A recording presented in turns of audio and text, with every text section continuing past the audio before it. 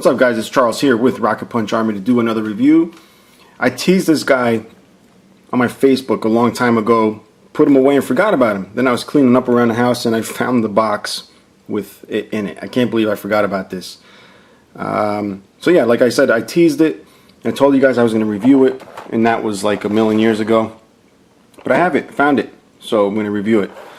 Very excited about this. It's from Bandai, and it's from the Hi-Metal R line. You see a lot of Macross stuff coming out lately, and the Dougram stuff is relatively new. This is the Combat Armor Dougram. Alright, so I don't watch the series. I've been meaning to. I've caught a couple of episodes. It seems pretty interesting. Just don't have the time.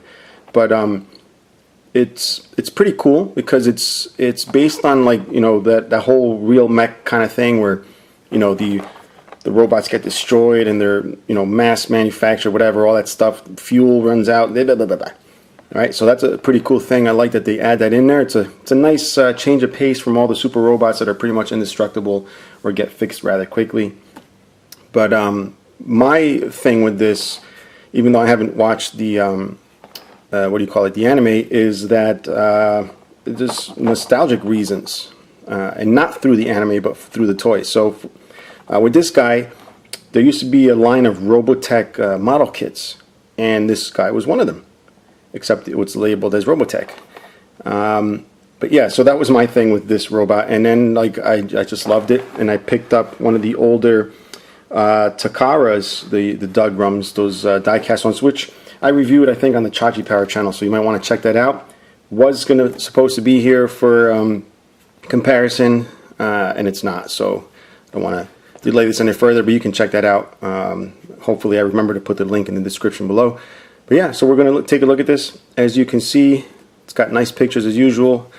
There's really no need to really review the box. We all know what to expect from a company like Bandai. So let's get in here and check it out. Now, because this is Hi-Metal R, there are some die-cast parts, more than their Macross stuff, which was pretty much just in the joint area. This does have some die-cast parts, which make it pretty hefty. And I'm so excited because I thought the Takara, you know, 80s toy was awesome, and it still is to this day.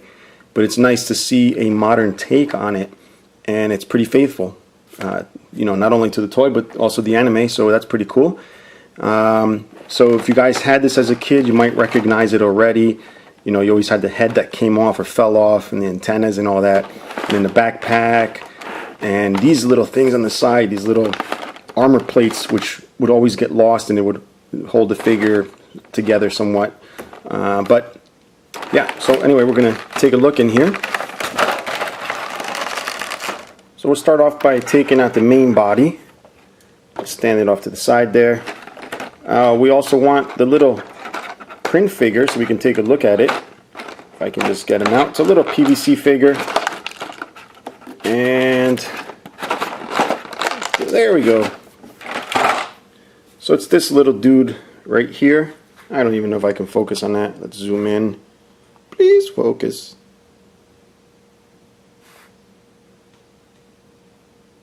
I would love to edit that out, but I'm going to make you suffer. Alright, there you go. So that's a little print figure. Tiny. Tiny, tiny. But as you can see, it even has more detail than some Takara Masterpiece figures. Cough, cough. Which is really neat. It's got the little optical thing that he's holding up against his eyeball. Pretty neatly detailed. Really cool. It also comes with a seated version, which I believe I have in here. So this is the cockpit area. And I know there's something I got to do to open it. I don't remember what it is, but he's for sure in there. We're just going to leave that alone in a second until I figure out exactly the proper way to get in there. And then we got the backpack. Seriously, is it too much to ask to do your job, camera? Focus. You know what? Maybe it's this thing. Just trying to concentrate on how awesome that robot is. But here's the backpack. Pretty neat. We also have this little side weapon here, which is pretty cool. I think there's some kind of gimmick. Oh, it's not on this one actually. I remember now. So it's got this little blaster here with the clips, very nicely detailed, some nice tiny tampo printing there. And then it's got the main cannon thing which it puts on the side, which is actually spring loaded. I think I can zoom out now. You can see it's spring loaded, so that's pretty cool.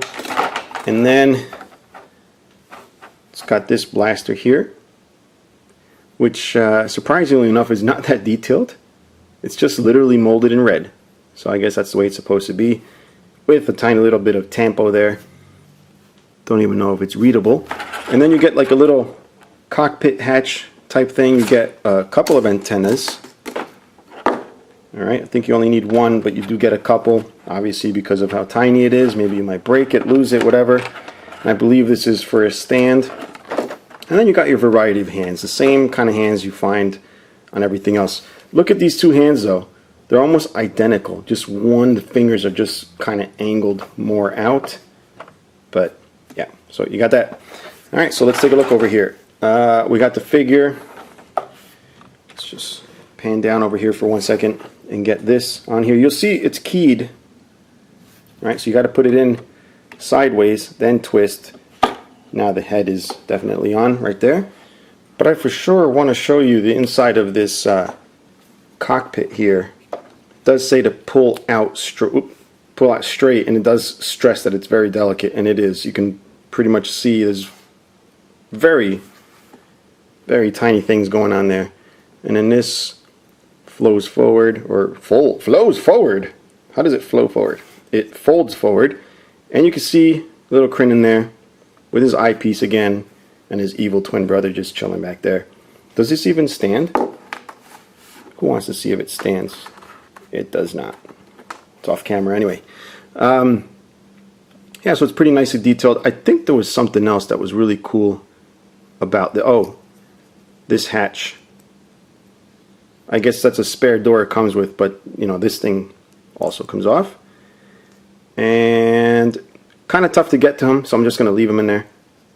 We'll close that up, fold this in, push this back in very gently.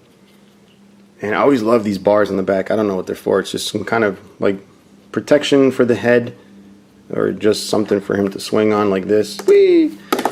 Anyway, getting silly there. So we'll get back to this, put the head on. And let's put the backpack on. Backpack is pretty cool. There's a little thing here. I was kind of hoping it would push in so you don't have to hide this somewhere. And then this just plugs right in. Be careful with the hoses. They do go over the shoulders. Alright. And there we are. So once they go over the shoulder, it does look like it's plugged into the robot itself, or the mech. And then we'll attach these weapons. This can go here. Whoops. Go here like that. And then the other one attaches to these little two holes on the gauntlet piece. And just want to be careful with that. Yep. Now I was looking at the instructions. There is a way to get to the cockpit. You just literally pull the top half off. So there he is. Wish I knew that before I struggled to get him in there. That's what happens when you don't read instructions. So definitely read instructions, guys. Put that back on. Boop. Alright. So here he is. I'm excited to say this is a very excellent representation of this robot. And one of the only few you can get. I know they got the Revoltex and all that stuff. That's just PVC toys. You know, that's not something I want to have on display. But this thing's beautiful. this is worthy of being displayed with your high-end toys because it literally is a high-end toy. It's so high-end, you're looking at about 130, 40 bucks, 140 bucks. And it may not look like a lot at first glance, but there's a lot going on, guys. There's all these armor pieces. Think of all the tooling that's involved, all the tampo printing. So there's a lot of work that goes into this toy. And I'm just glad they made the effort to get this done. And I gotta say, it's probably the best piece. This doesn't quite have that whole heavy kind of feel that the old toys do, that you can just rough and tumble on the floor, but this is definitely a really great modern version of this toy. And the die cast, I can feel that the feet are die cast. Most of the weight is down at the bottom, if not all. You do have the metal joints. Can we see them? You do see the metal joints there. Looks like they fold down. Yep, they do fold down. As you can see, the joints, they do swivel like that, sort of like the Solo Chogokin Go Lion that had that little thing in the back, so you can get more articulation. Speaking of which, articulation, we will start with the head. Let's move up just a tad, and we are going to turn the head. So you can see it turns, and believe it or not, there's also up and down. The head itself, or the neck area, does have a pivot, just like that, which, you know, I thought was really cool, because they could have just left that one piece and not have him look down, but pew, if he wants to look down, he can. That's excellent. Then you got the shoulder pieces here, which are nice and sturdy, and you have shoulders which go back and forth, small amount. I was hoping those shoulders were made out of diecast, but if they might be. Look like painted diecast, and I believe they are. There's a little piece here where there's an edge that looks shiny underneath the paint, so I will go ahead and say that they are diecast, as are most of the joints on these type of figures. They're just painted. The ones down here, since they're not really too visible, are just the raw, you know, cast metal with a little bit of polish going on. And you see a waist joint here. You can kind of see the shininess of the joint. Not exactly sure how that joint works. We'll have to look at the instructions. But we'll move on to the shoulders still. We're still on the shoulders, just the back and forth movement. Just got distracted with the whole joint thing. And check out the way this swings on that ball. That's pretty cool. I like that feature. Do we have rotate? Yes, we do. So because of the shape of the shoulder, you do have rotation also on the biceps. And then of course the elbows. So the elbows are not double jointed. They do have a joint that comes out, so you know, covers that hole there, which is pretty nice detail. You also have waist joint, which goes back and forth. Always got to be careful when you turn joints on any kind of figure with armor. Make sure nothing's rubbing. They left a little bit of space there, so that's good. Then you get like this double ab joint. You got the top, which I can't get to go back. It's kind of hard to see. You get the top ab joint. Let me take this off. This is ridiculous. Can't hold them from anywhere. The antenna's sticking out. See the top half? You can see it splits up there. Then you have the lower half, which is right above his crotch. You got these little pieces that move out of the way. You got the legs that splay out. I showed you the joints there. And by the way, the inner joint on the top thigh is a ball joint. And then because you can fold it over, it clears these little panels in the front. You can also move them out of the way just to get a lot more articulation. And supposedly you can get the seated position on this that they show in the anime. Now check this out. If you guys are familiar with some Gundams, there is a special knee joint here. If we take a look, you'll see the thighs. We'll bend the knee, which is kind of cool, the way the kneecap comes out. But check this out when I extend it further. Look at that. That is amazing. That is a great design there. I'm so happy. And then we move down to the feet. We got the ankles. We got the foot like this. And I guess not so much a toe. This like little panel here does move out. Don't know what the purpose of that is, but it's there. And then of course these little bars here swivel. As far as the hands, I'm not going to show you the alternate hands. They're just it's pointless at this point in time. But the hands, you know, you get the splayed out ones, whatever. But they're all ball jointed, like so. This should also move, if I'm not mistaken. No, it doesn't. All right. Well, that's pretty much it for the articulation. Now I didn't quite finish putting them together, so let's go ahead and do that. We shall attach the antenna right here.